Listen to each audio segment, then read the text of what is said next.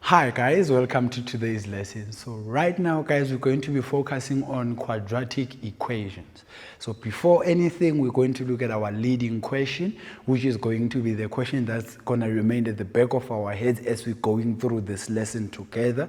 Also, we look at a mapping of what is equation, or what is an equation rather, and what are the things that are involved when talking about an algebraic equation. But for now, let's just have a look at our question together. Now, the very first question that I want to ask you is, have you ever ridden a quad bike, right? Why am I asking this? It's because you'd see that a quad bike normally has 4 wheels. But now, what does the prefix quad usually mean? Because if you look at what you're talking about, a quadratic equation and a quad, because remember, this prefix here normally means 4 when you're talking about the prefixes that we use in mathematics.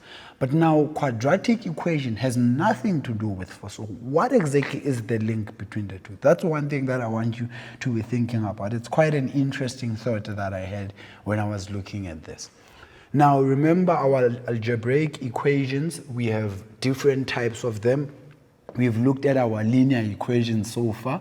For now, we're going to look at the quadratic ones, and then the rest of the others we'll then maybe look at a later stage.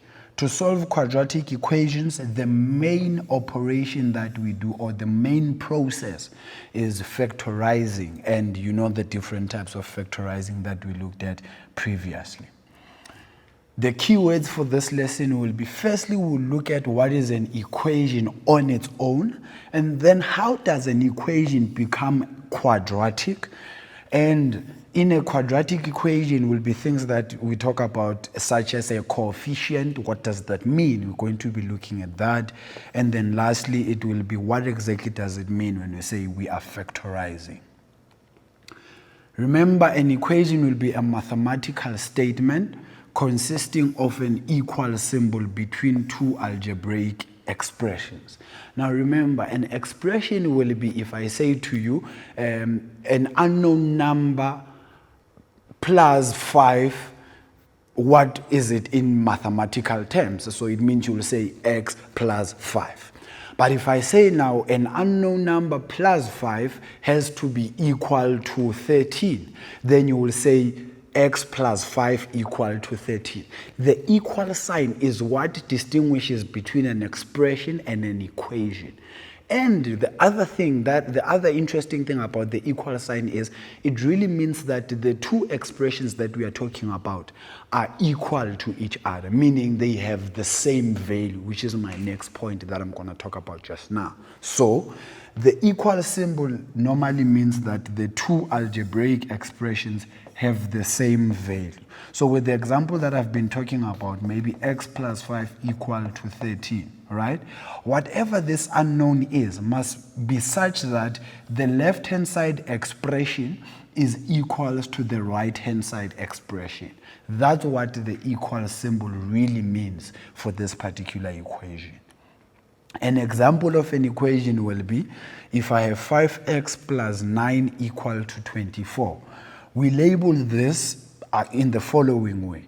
The 5 in front of the x is normally called the coefficient, and the x itself is called a variable. So we don't really call them alphabets in mathematics, we call them variables. Then the equal symbol will be what tells us that one side has the same value as the other side. Lastly, we have a constant. Now, the constant is not only the 24. Even this 9 here is a constant, just that I was labeling the 24 alone. So any number that does not have a variable next to it, we consider it as a constant. Now, a quadratic equation in specific now, so for an equation to be quadratic, we say it is quadratic because it has a second degree. Second degree means at least one term needs to be squared.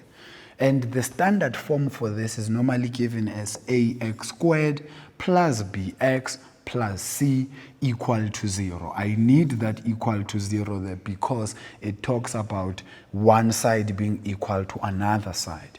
And then the value of A, B, and C are not variables. No, they are just constants. So they are actual real values. So A can be 1, A can be 2, it doesn't really matter. We don't consider them as the variable.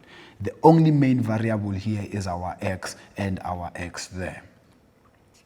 The quadratic equation, the standard form that we are seeing, means that at all times, one side of the equation has to be equal to 0 for it to be considered a quadratic equation, but only in standard form. This does not mean if I give you x squared is equals to 25, this is not a quadratic equation. It is. But if you want to write this as standard form, then it becomes x squared minus 25 equal to 0.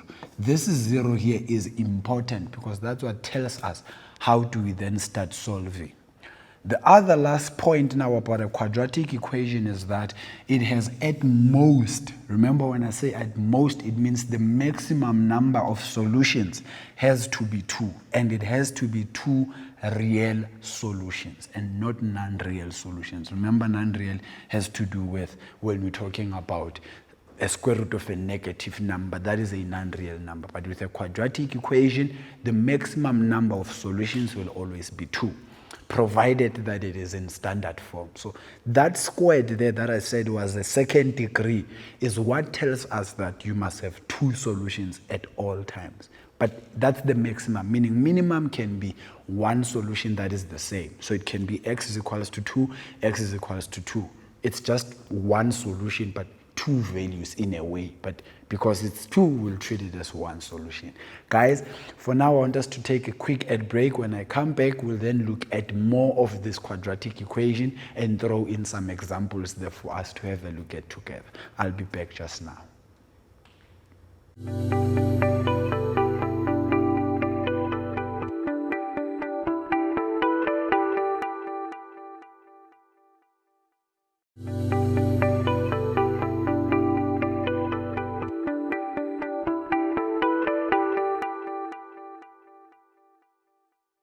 Hi guys, welcome back from the ad break. We are still looking at the concept of quadratic equations. Now we're going to look at how do we then solve quadratic equations, right? What are the main things that you need to look forward to? What are the principles? I'm going to give you one principle and then tell you about factorization just so that we can refresh our memory as to how do you then factorize when given a quadratic equation. So let's have a look at it. Now, firstly, we have what you call a quadratic equation, right? To solve that, you always need to make sure that you first rewrite it in standard form. That's your very first go-to place. You do not do anything unless it is in standard form. Number 2, you then factorize. You know the types of factorizing. It's not only about 2 brackets. It can also be a common fact. And then from there, you apply the 0 factor law, which I'm going to show you just now. Lastly, I want you to always check your solutions, guys. Why is this important? It's because you come out of the exam knowing exactly that I got this right, I got this incorrect, and you might have time to fix the ones that you got incorrect. Now, the principle of solving, which is actually called the 0 factor law, says that if A multiplied by B is equal to 0, then either the A will be equal to 0 or the B will be equal to 0. What does this really mean? Let's take, for example, the A is the one that is 0. It means that I will have 0 multiplied by B, which is definitely going to give me 0. So you can see it gives me the right-hand side there. Now let's take if B is the one that is 0, it will be A multiplied by 0 equal to 0. Because A multiplied by 0 is definitely 0. So that's why both of them will then be solutions. But it is an or situation, not and. Because if you say and, then it's like you're saying they are intersecting to each other. And they are not. It can either be this one or that one. That's why we use the or word. Now, the example of solving quadratic equations using this principle that we just spoke about. If I was to write this in the form of my a and b, this will be the a, and the whole bracket will be the b, right? So remember my law said, if a multiplied by b equal to 0, then a will be equal to 0, or my b will be equal to 0. So that's where we're taking this from. Meaning, this will be x is equal to 0, that's one solution, or the x plus 3 will be equal to 0. But at all times, because we're trying to solve for x, it means x must be left on its own, on one side, and then an equal sign to show that we have found the answer for x. So this becomes then x is equals to, so you subtract 3 here, you subtract 3 there. Why? Because it's the additive inverse, right? Making this to be equal to a negative 3. So my two solutions here will be x is equal to 0 or x is equal to negative 3. Remember, what did I say? Because this is a quadratic equation, it definitely needs to have at most two solutions. Maybe someone might ask, how is this a quadratic equation? Because there is no squared. If I was to multiply out this x inside the bracket, this will give me x squared plus 3x equal to 0. You see, so my squared is definitely there, just that this was already simplified for us. Another example now is when I have two brackets, right? You know, when you have to expand this, it will definitely give us a quadratic equation. Maybe let me quickly show you that before we can even solve it. But you don't need to do what I'm showing you now. This is just for me to show you the quadraticness of this particular equation that I've given you. So x multiplied by x, you know, will be x squared. X multiplied by 2 will be negative 2x. And then 3 multiplied by x will be 3x.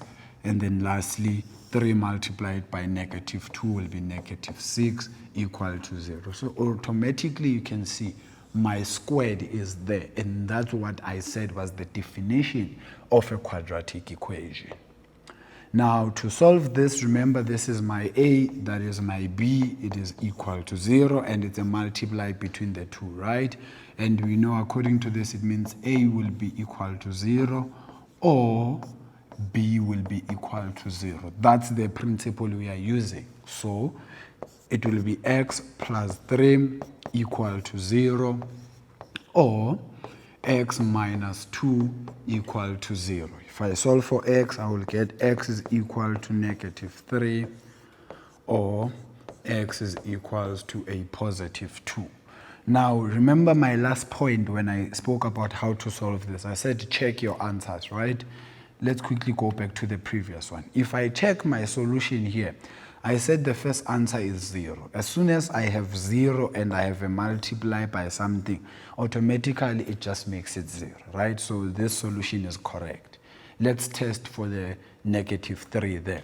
It will be minus 3 inside the bracket, minus 3 again, plus 3.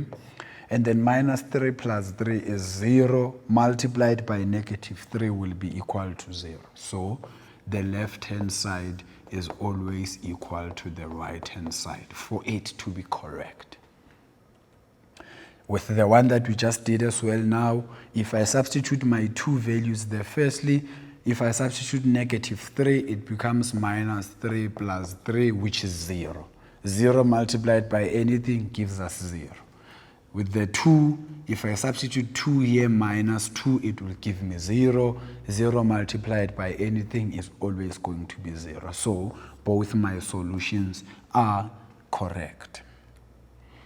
Now remember, to solve a quadratic equation by factorization, the first thing you always need to do, guys, I will keep on emphasizing this, is to make sure that your quadratic equation is in standard form and one side is equal to 0 at all times.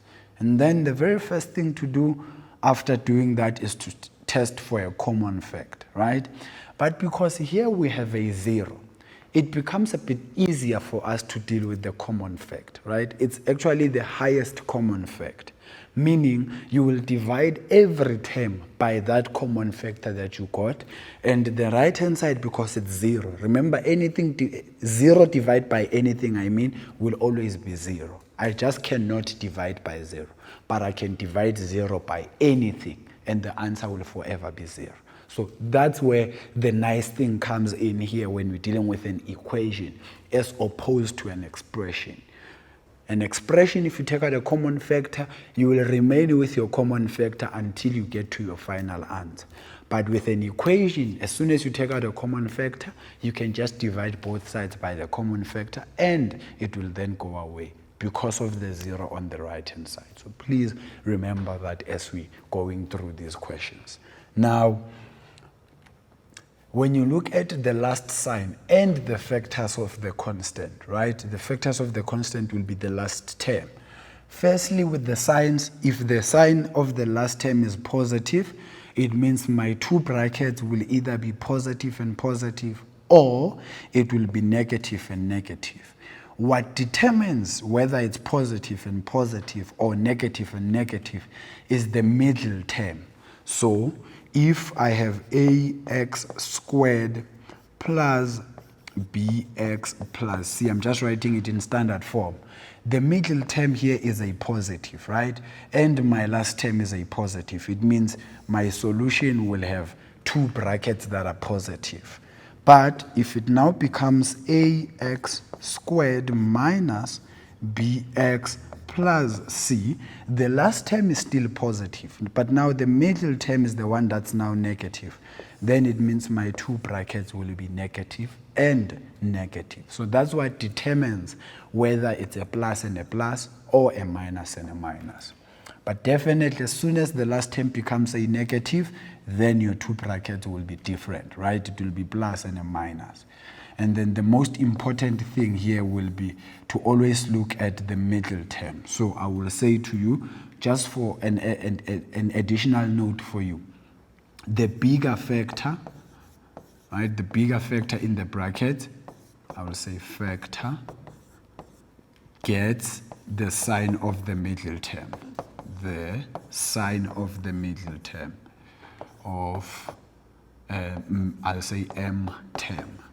Right, so the bigger factor always gets the sign of the middle term. So let me make a quick example. If I have x squared minus 2x minus 3, right?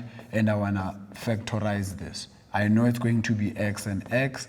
My factors will be 3 and 1 for the last term. And then because the last term is a negative, it means I must have a plus and a minus, right? But now, where does the plus go? Where does the minus go? That's where you consider my additional point that I just gave you now.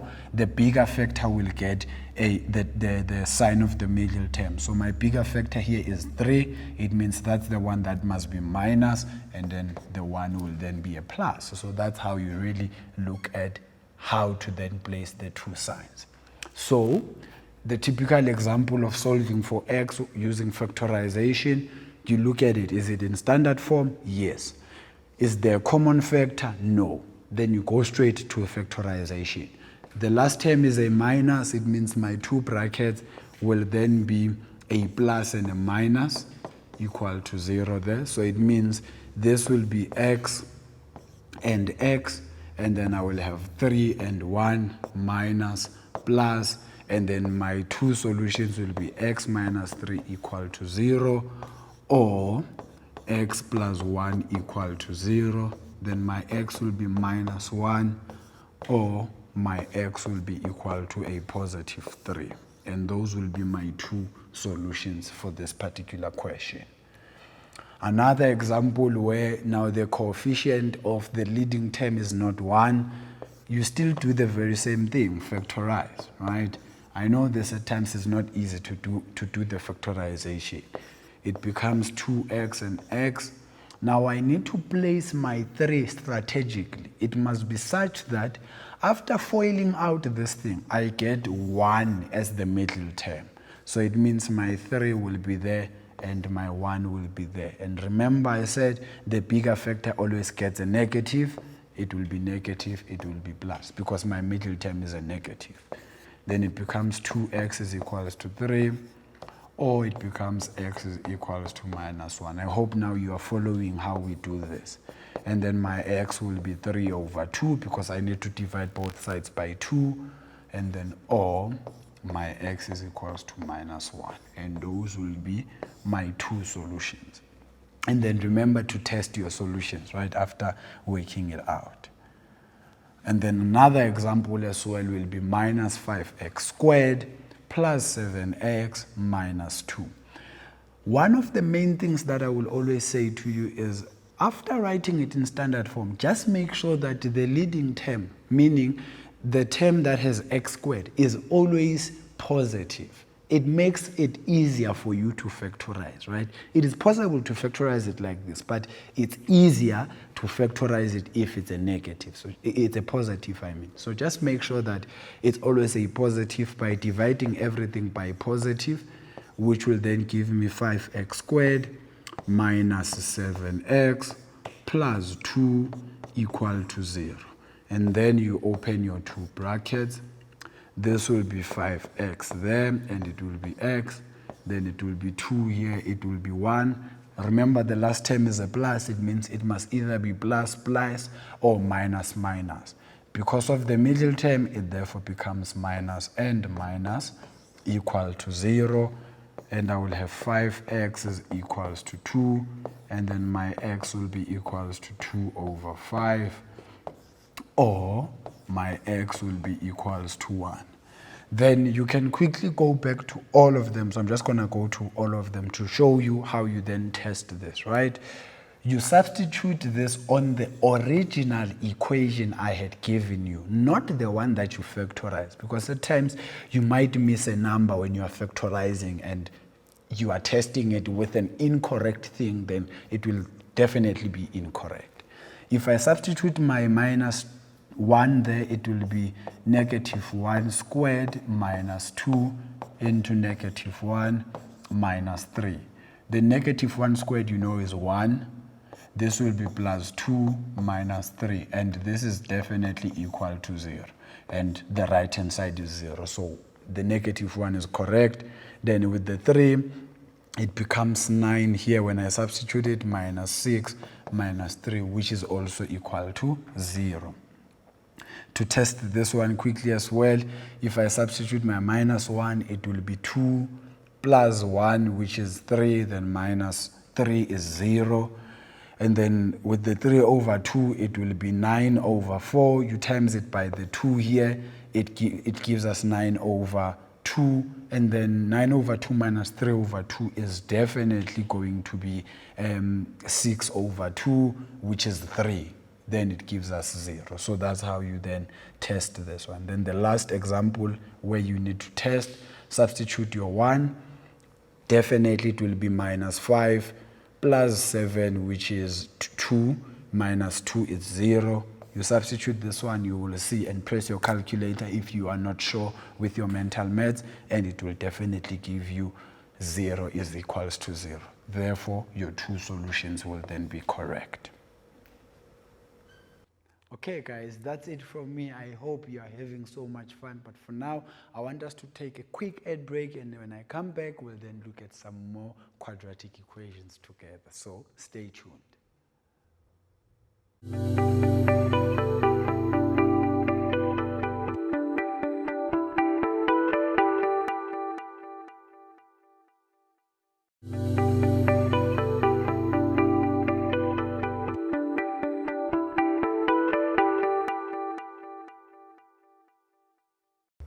Hi guys, welcome back from the ad break. We are still looking at quadratic equations, right? But now we're going to look at other types of factorizing. Remember, the very first type we looked at was the one of opening two brackets. Now we're going to look at other types of factorizing, which is mainly the common factor and the difference of two squares, and try to see then how do we treat a equation that has that kind of a situation where you need to take out a common factor or factorize based on the difference of two squares principles. But let's have a look at a recap quickly before we can go anywhere. Now remember that to solve a quadratic equation, I still say you need to make sure you rewrite it in standard form. Firstly, you factorize. After that, with any type of factorization that is there, you apply the zero factor law, which I'm sure by now you are familiar with. And then lastly, you check your solutions at all times. I promise you, if you do check your solutions, you will thank yourself later at the end of every test that you have. Now, the different types of factorizing, the very first one, remember, is the common factor one, and the difference of two squares, and then a trinomial to two binomials. That's the one that we've already looked at, right? But the very most common one is actually the common factor, right? That's like me saying common a lot of times. Anyways, so a common factor is when factors are members we can multiply together to get another number, right? That's what a factor is. But now for it to be common, it means that it is a factor that appears more than once in two or more terms. It doesn't necessarily just need to be two. It can be four, it can be five terms. As long as it is common in all of them, then you can take it out as a common factor. And then also one of the main rules about a common factor is after you take it out, you take each term and divide it by your common factor, which I will call CF. Another term, you divide it by your common factor. Another term, you divide it by the common factor. Like that with all the terms that you have, depending on how many terms you have. Let's actually see how this comes about. So here you can see my common factor will be m, which is actually the highest common factor, if we call it properly, is m for these two terms. So what do? I said you take each term and divide it by the common factor that we have. So my first term is m squared divided by m. My answer will just be m. Hence, that's the first term I write inside the bracket there. I take the second term divided by the common factor, which I will then get -3. That's what I have inside the bracket there.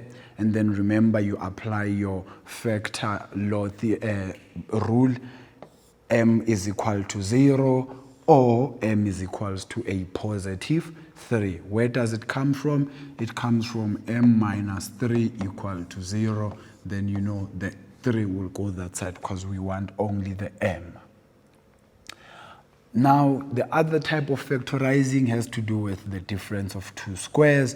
This is about a perfect square minus another perfect square, right? And at all times, guys, it must be minus. If it's a perfect square plus a perfect square, then you are not talking about a difference of two squares. So it must always be a minus, please. An example will be me having a squared minus b squared. A squared is a perfect square, b squared is a perfect square, and they are subtracting each other.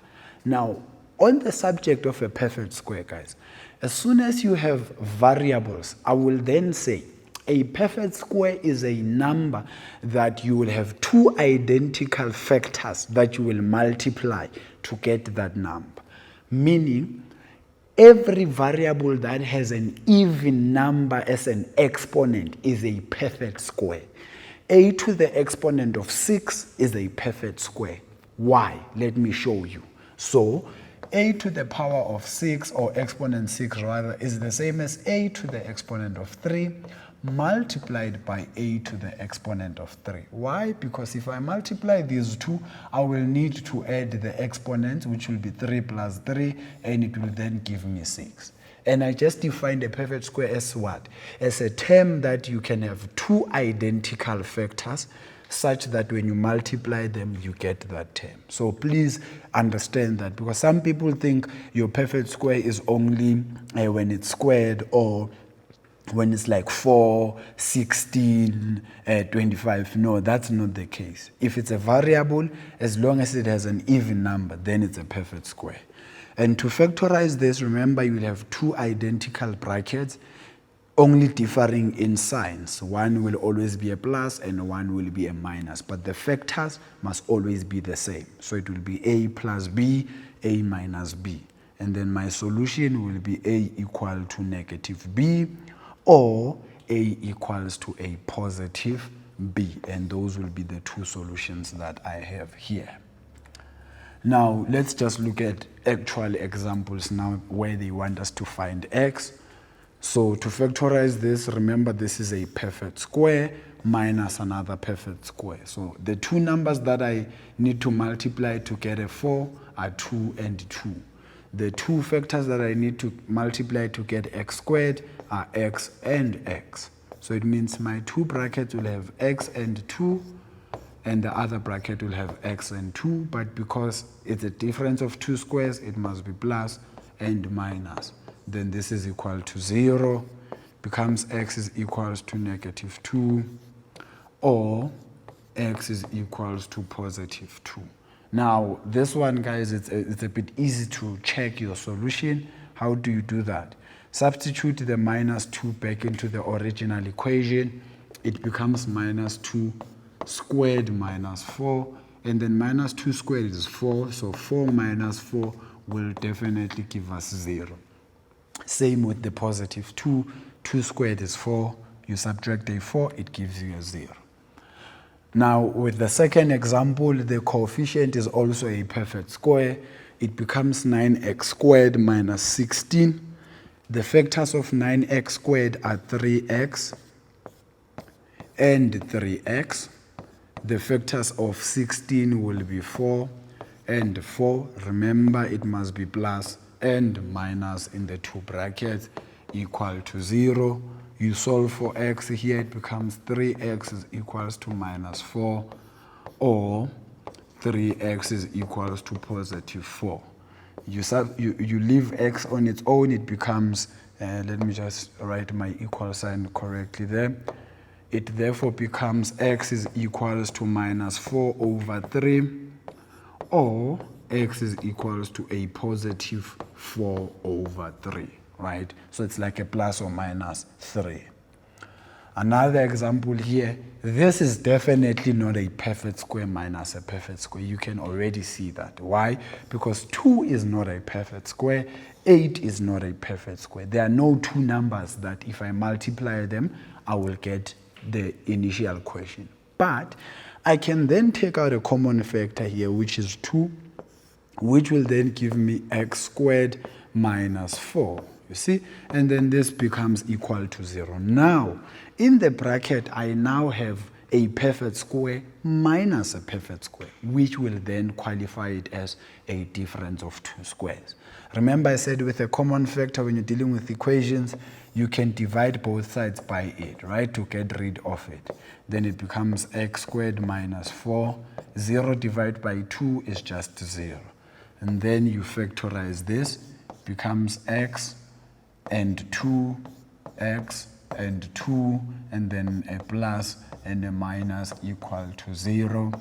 Then it's x is equals to minus 2, or x is equals to positive 2.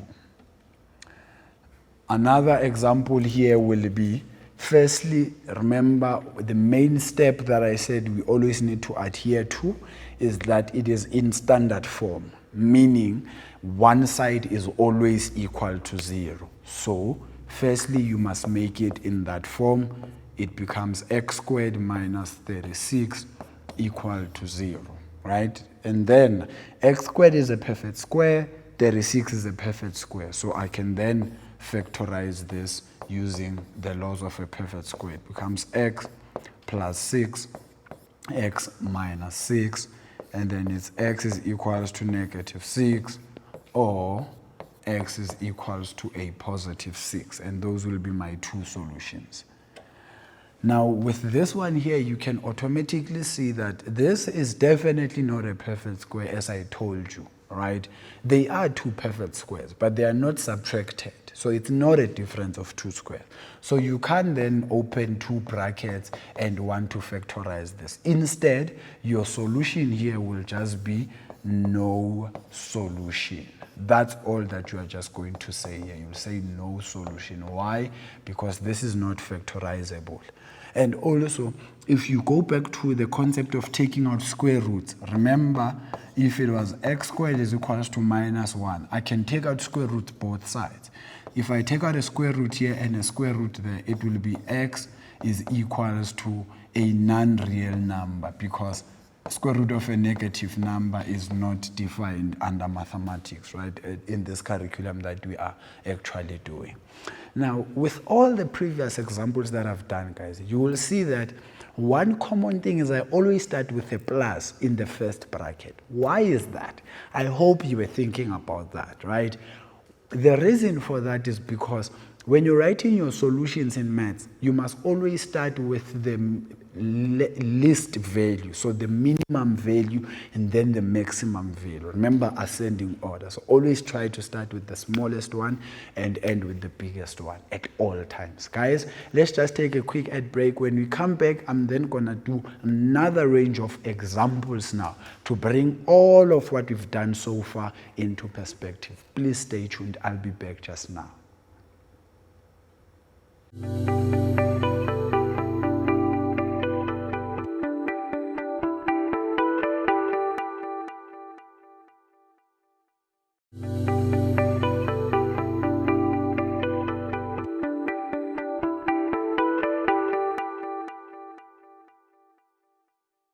Hi guys, welcome back from the ad break. So as I promised you, we're now going to do a range of questions, but with these questions now, I'm going to solve for a variable a instead of the variable x, right? But it's really the same concept as solving for x. I'm just gonna substitute x as a in this one, and then we'll be solving these questions. But for now, let's just have a look at them. Remember, my main step, my very first step one, is to make sure it is in standard form. Standard form means everything on one side and one side equal to 0 at all times. Then you can simplify or you can factorize and then solve. But if that's not the case, you must make sure you take it to that before you can solve. So let's have a look at these questions. Now, the very first question is solve for a, as I said. It's 9a squared minus 25 equal to 0, right? So remember, this is going to be 3a plus 5, 3a minus 5 equal to 0. And then it becomes 3a plus 5, just so that we can refresh memory how we equate them, equal to 0, or 3a minus 5 equal to 0. Then you can make a the subject of the formula. So it becomes 3a equal to negative 5. A is equals to minus 5 over 3. Or 3a is equals to 5, and then a is equals to a positive 5 over 3. Remember the interesting fact that I just said before we went to the ad break? The minimum number must always be the first one, followed by the maximum number at all times, because that's really the rule of mathematics, right? You start with the smallest one and you end with the biggest one. Now with this one, it is in standard form. Number one, is there a common factor? Definitely. That's where we start. So my common factor here, 2 is divisible in all of them, but that's not the highest common factor. 4 is also divisible in all of them. So I will divide everything by 4, right? If I divide everything by 4, I will have a squared plus 3a plus 2 equal to 0. The last term is a plus, so it means my two brackets will be plus and plus. Why? Because the middle term also is a plus. Then I will have a there. A, my factors of 2 are 2 and 1. And this will be equal to 0. Then I will have a is equals to minus 2, or a is equals to negative 1. Right, so let's quickly test for this one, right? Because we have not really been checking our answers, so that we remember that we need to check them. To check my solution here, I need to substitute the first one, minus 2. So if it becomes 4 into minus 2 squared plus 12 into minus 2 plus 8. This must give me 0 for 2 to be part of the solution. And then 2 squared is 4 by 4. That becomes 16 minus 24 plus 8. 16 minus 24 will be minus 8 plus 8. It is definitely equal to 0. So this is correct automatically. Really, with the negative one, it will also be correct. So minus 1 squared, it will give me 4. 12 multiplied by minus 1, it will be minus 12, then plus the 8. 4 minus 12 is negative 8, plus 8, it will be equal to 0. So both my solutions are very much correct.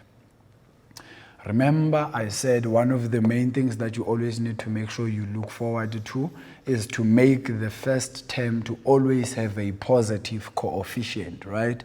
So here my common factor is not just going to be the negative. It will also be the 3 itself, right? So we'll see whether the 3 is divisible in 27. Yes, it goes in there 9 times. Is it divisible in 54? Yes, it goes in there 6 times. So this will be a squared minus 9a and then plus 6, not 6, 18 times, I mean. Let me just erase this. 18, right? So this will be 18 equal to 0, right? And then you can then simplify this. If you simplify this, you'll find that it will be a into that bracket, which will be another a on the other bracket. Then I need the factors of 18. That will give me 9. It will be 6 and 3. And then because the last term is a plus, it must be plus and plus or minus and minus. Remember what tells us which one to choose is the middle term. It becomes minus and minus equal to 0. Then a will be equal to 6 or a will be equals to positive 3. And that will be my 2 solutions. Even here, if you were to substitute them back there, I promise you it will give you the correct, the left-hand side equal to the right-hand side. Now, I just want to go back to show you guys how did my signs change, right? So this minus, it came about because I divided the 27a by negative 3, right? So negative and positive will give me negative, and then 27 divided by 3 is 9. Even with the 54, it was minus 54 divided by negative 3. So negative and negative gave me a positive. Then you divide those two, then it will definitely give you the 18. Another question, remember, it must be in standard form. If this was a plus 4 and 5a minus 4 equal to 0, then I would go straight into my factor law rule, right? But it is not equal to 0, which is what the standard form is supposed to be. So I must first make it to be in standard form where one side is definitely equal to 0. So this will then be 5a squared minus 4a plus 20a minus 16 plus the 16 equal to 0, right? Because I want this to be equal to 0, but I can't just take it on the other side and not FOIL out my 2 brackets, which then gives me 5a squared. These ones will give me plus 16a minus 16 plus 16 will then give me 0, and this will therefore equal to 0. And then from here, I can take out a common factor. My common factor will be a. It gives me 5a plus 16 equal to 0. I cannot take out a number as a common factor because 16 and 5 do not have anything in common. One is an even number, one is an odd number. And this will therefore be a is equal to 0 or 5a equal to minus 16, which will eventually be a is equals to negative 16 over 5. and that will be the final answer. And then you can always check your solutions. Please don't then try to say a plus 4 equal to minus 16 as one solution, and then say or 5a minus 4 equal to negative 16. This is very incorrect. Please don't even try it. Only when it is equal to 0 can you then use that rule that we've been talking about. Even with this one, you definitely need to make sure the 8 goes to the other side. So it becomes 2a squared plus 5a plus 10a plus 25 minus 8 equal to 0, right? And then you simplify this, it becomes 2a squared. The 5a and the 10a will definitely give me plus 15a. And then the 25 minus 8 there will give me plus 17 equal to 0. And then you can already see that this I cannot factorize. Oh, yeah, I can definitely factorize this. So it's 2a, and I will need to have 17 as well, and then I will have a and 1 there equal to 0. The bigger factor must get a plus, so it will be plus there, and it will be minus here. But now, this cannot be, right? I do have the correct factors, because 17 minus 2 is definitely 15. But now this is a plus, so you can't multiply these two, you see? So I was correct. Then you'll say no solution. Right, no solution for this. We can definitely not factorize that. Now remember, guys, you need to recall that if a multiplied by b is equal to 0, then a is definitely equal to 0, or b is equal to 0. That's the rule that we've been talking about, but only if it is equal to 0. So my previous two examples, it was not equal to 0. This is a and that is b, but it's not equal to 0. So you must first make sure it is equal to 0 before you can apply the law. Similarly, with my previous example, it was equal to negative 16, meaning it does not abide by the law that I'm just giving you now. So make sure first that it is equal to 0 at all times. And then solve the quadratic equation by different methods of factorizing. You can factorize by a common factor, by the binomials, or by just the difference of two squares. Always check your solutions so that you are sure that you have done the correct thing as you are solving. Guys, quadratic equations are really not that difficult, as long as you make sure that one, it is always in standard form where one side is 0 and then everything else is on one side. Look for the common factor if you can find it. If not, just factorize and then go straight to your answer. Also, test your answers at all times so that you know that you have got your answers correctly. Guys, from me, the Maths Doctor, remember, mathematics is food for the soul. Until next time.